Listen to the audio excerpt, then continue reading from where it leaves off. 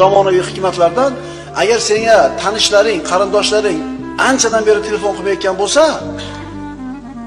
bu yomonmi, yaxshimi? Demak, hammasini ishlari joyida. Tushunyapsizlarmi? Agar senga qarindoshlaring anchadan beri qo'ng'iroq qilmayotgan bo'lsa, desa bizni darrov kallamizga keladiki, demak, bu yaxshi emas bu. O'rtamizdagi aloqa uzoqlashib ketyapti degan fikrga boramiz. Ammo ularda qarang. Agar birodarlaring yoki qarindoshlaring anchadan beri senga qo'ng'iroq qilmayotgan bo'lsa, demak bu yaxshi. Chunki ularning ishlari nima ekan?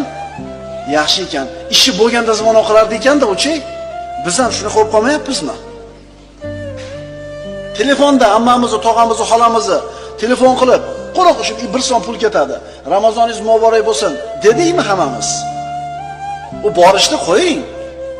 O'zimizga olaylik ozgina.